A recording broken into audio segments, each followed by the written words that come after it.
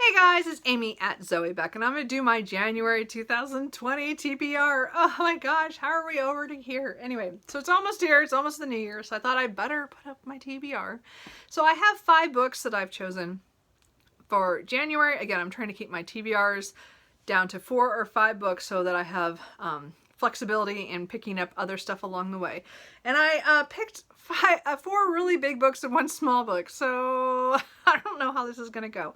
It's also weird because I have 3 books that I'm doing either in a read-along or a buddy read, so it's gonna be an interesting month, but I'm willing to go for it. We're gonna see how this goes. So the first book that I am gonna pick up in the new year is London Belongs to Me by Norman Collins. This was published in 1945, and it has to do with London in 1938, and it has to do with a boarding house of people who are and their experiences at this time, because it says a world of seances, shabby gentry, smoky pubs, and ordinary lives in an extraordinary city. So I guess it's supposed to be pretty funny too. So at least part of it, at least maybe before the tragedy. I'm not sure. I don't know what I'm really getting into here. I'm doing this as a buddy read with Shawn the Book Maniac. We talked about doing that earlier this year and it just didn't work out. So we're going to do it now in January. So I'm excited. It's huge. It's like 720 pages, I think. Oh my gosh, it's so long. Anyway, so I've already tabbed it out for how much for our reading, so we'll see. We're going to be doing this for the whole month, so we should be done by the end of the month. So I get to start this on the 1st, so I'm really excited. So we'll see how this goes. Then I'm going to read Wolf Hall by Hilary Mantel. This is the first book in the... I don't know I keep forgetting to look up what the series is actually called. I'm guessing it's the Thomas Cromwell trilogy, but I'm not sure. Sorry about that.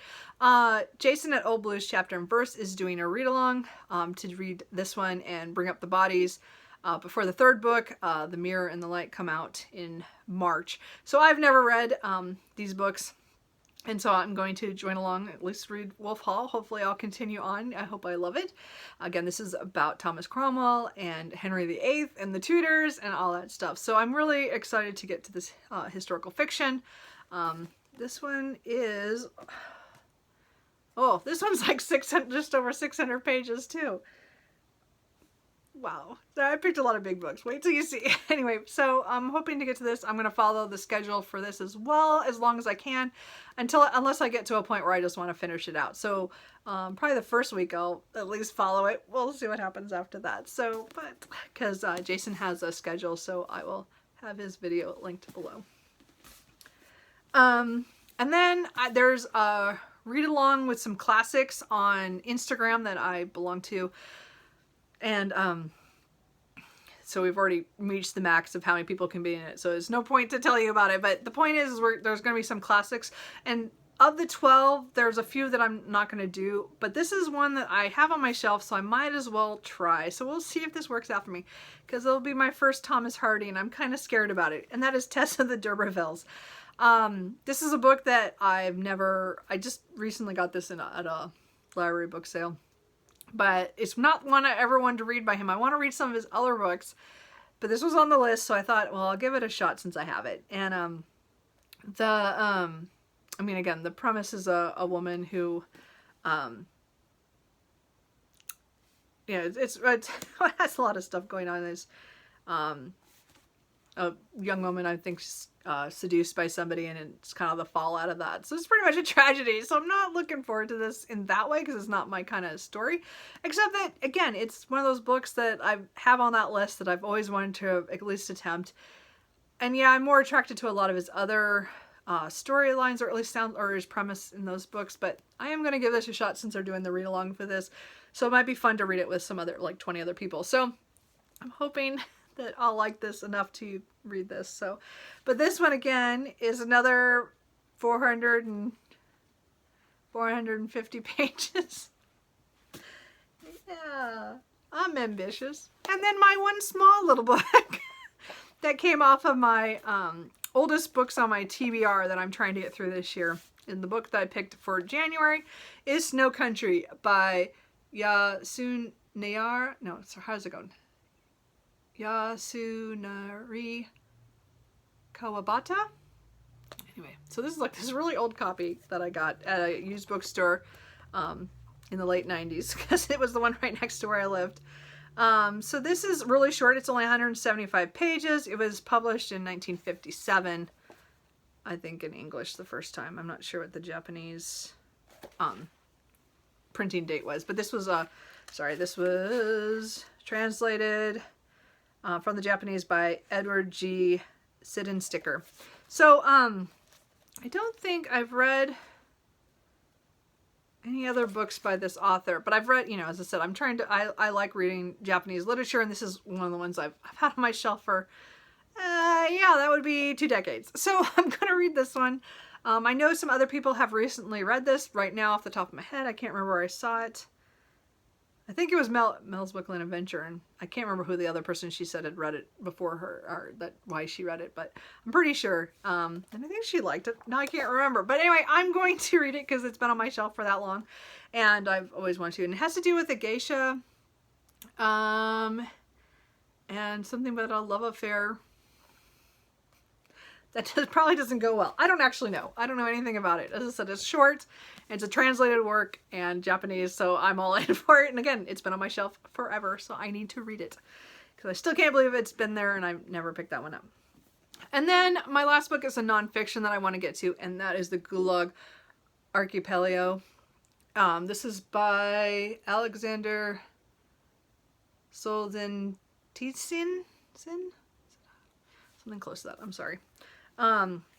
This is an experiment in literary investigation, 1918 to 1956. This was translated from the Russian by Thomas P. Whitney and Henry Willits.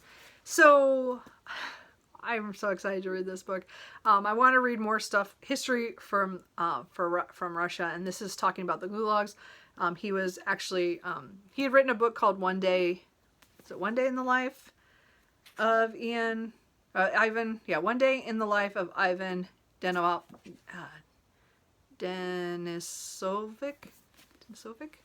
Anyway, I have that too, but I decided to pick up the nonfiction first because he's pretty controversial from all this stuff from the time periods. This was published in 1974, I believe. I mean, this was like passed around in like from people who would only get a day and a night to read it because he had to go from person to person because, you know, it was kind of legal, I guess, in some ways. So I'm kind of excited to see how it goes. He talks about his experience and other people's experiences that he's talked to, or people wrote him letters. And it has a lot of information of how the gulags came to be and how they became too strong of a part of the Soviet Union and stuff. So I'm excited to read that. Again, another chunky one. Let's see, it's like 470 pages. And it looks bigger than it is, luckily. So it might be okay. And there are pictures and things in here too, a little bit. But anyway, we'll see. I don't know.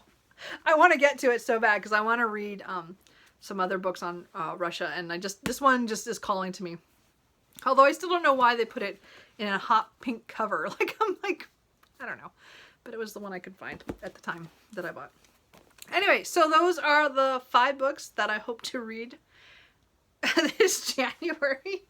I think it's a little ambitious. A lot of those are really big books, but I'm really excited about all of them. And as I said, it's going to be kind of weird for me to be involved in so many read-alongs and buddy reads, but I'm excited for those books, so I can't wait. So what are you guys reading for January? Let me know. Have you guys read any of these? And should I be worried about starting Tess of the D'Urbervilles? Let me know. I'll talk to you guys later. Bye. Hey guys, sorry, I have one little addition to my TBR. I know I wasn't going to add more, but of course I found another read-along I want to do. This one is a Charles Dickens one, and they are reading Hard Times by Charles Dickens. So since it's only 300 pages, well 325 pages over the whole month, I think I'm going to attempt this one as well. So this one's not as high as some of the other ones on my TBR, but it is an extra. So, yeah. So that's technically 6 books, but whatever. Anyway, I just want to put that in before I put this up. I'm putting this up on New Year's Eve. So Happy New Year to everybody. And I hope everybody's excited for 2020. I'll talk to you later. Bye.